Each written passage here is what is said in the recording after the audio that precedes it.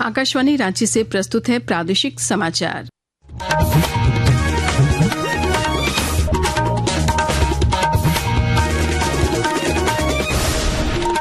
नमस्कार, प्रादेशिक समाचारों के साथ मैं शीला कुमारी।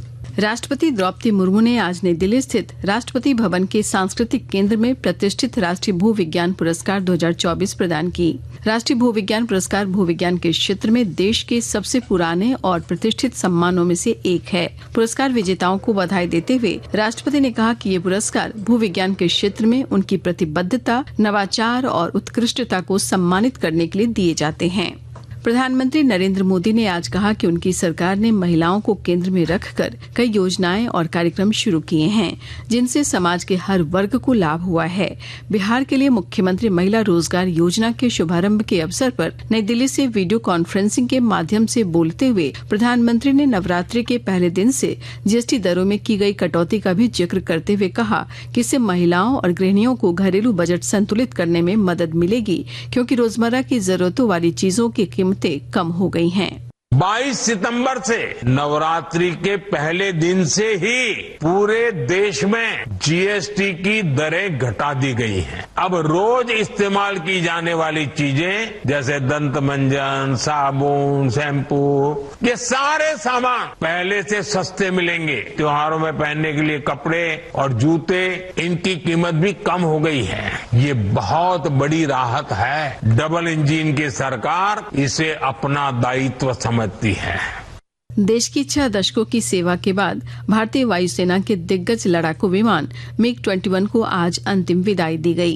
ये विदाई समारोह चंडीगढ़ एयरबेस पर रक्षा मंत्री Rajnath Singh, chief of defence staff general Anil Chauhan, वायुसेना प्रमुख एयर मार्शल AP सिंह और अन्य गणमान्य व्यक्तियों की उपस्थिति में आयोजित किया गया। MiG-21 का संचालन एक औपचारिक फ्लाई पास्ट के साथ संपन्न हुआ। Air chief marshal AP Singh ने बादल 3 के नाम से स्क्वाड्रन की अंतिम उड़ान भरी।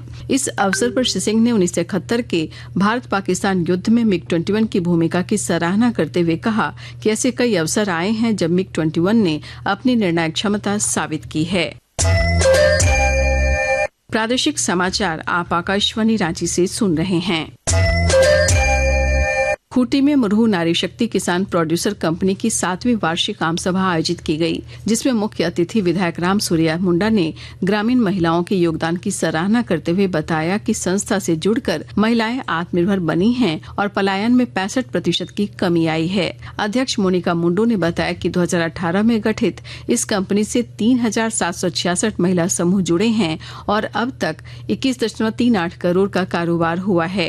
कंपनी बीज, उर्वरक, सब्जी, उत्पादन, पशुपालन और बाजरा प्रसंस्करण जैसे क्षेत्रों में कार्य कर रही है और आधुनिक कृषि अवसंरचना से महिलाओं को सहयोग मिल रहा है। वहीं नीति आयोग की दीपशिखा ने कहा कि महिलाओं को शिक्षा और स्वास्थ्य के क्षेत्र में भी सहयोगी भूमिका निभानी होगी। तो सरकार की जो योजनाएं चलती हैं, एक प्रधानमंत्री मातृवंदना योजना है और एक जननी सुरक्षा योजना। इन 2 योजनाओं का लाभ और इसके अलावा भी और योजनाएं जिसका अगर आपको लाभ लेना है तो आपको गर्भावस्था के पहले 3 महीने में रजिस्ट्रेशन करना पड़ता है। तो इसको आप लोग मिलके आगे बढ़ाइए और अपने आसपास जितने भी महिलाएं हैं उनको इसकी जानकारी दें। जमशेदपुर के मानगो JNAC और जुगसलाई नगर परिषद की ओर से इस बार दुर्गा पूजा महोत्सव में स्वच्छता और पर्यावरण संरक्षण को लेकर लोगों के बीच जागरूकता बढ़ाने के मकसद से स्वच्छ पूजा पंडाल प्रतियोगिता आयोजित की जाएगी। विस्तृत ब्यौरा दे रहे हैं हमारे संवाददाता। जमशेदपुर के मानगो JNAC और जुगसलाई नगर परिषद की ओर से इस बार दुर्गा पूजा महोत्सव में स्वच्छता और पर्यावरण संरक्षण को लेकर लोगों के बीच जागरूकता बढ़ाने के मकसद से स्वच्छ पूजा पंडाल प्रतियोगिता आयोजित की जाएगी। इसका मुख्य उद्देश्य पंडालों में श्रद्धालुओं की भीड़ के बीच ठोस अपशिष्ट को कम करना और प्लास्टिक मुक्त वातावरण बनाना है। प्रतियोगिता 17 मानकों पर आधारित होगी। हर मानक पर 10 अंक दिए जाएंगे। नगर निकायों की विशेष टीम अपने अपने क्षेत्रों के पूजा पंडालों का दौरा कर मूल्यांकन करेगी। कुमार कुणाल, आकाशवाणी समाचार, जमशेदपुर। रांची समेत कई जिलों में वज्रपात के साथ रुक रुक कर बारिश हो रही है। मौसम विभाग ने अगले 3 घंटों के लिए रांची, खूंटी और रामगढ़ के लिए ऑरेंज अलर्ट जारी किया है और गरज के साथ बारिश और बिजली गिरने की आशंका जताई है। इस दौरान 30 से 40 किलोमीटर प्रति घंटे की रफ्तार से तेज हवाएं चल सकती हैं। विभाग ने लोगों को खुले स्थानों और पेड़ों के नीचे नहीं जाने तथा किसानों को अपनी फसलों की सुरक्षा करने की सलाह दी है। इसके साथ ही आकाशवाणी रांची से प्रादेशिक समाचार का ये बुलेटिन समाप्त हुआ। अगला प्रादेशिक मुख्य समाचार शाम 4 बजे प्रसारित किया जाएगा। नमस्कार।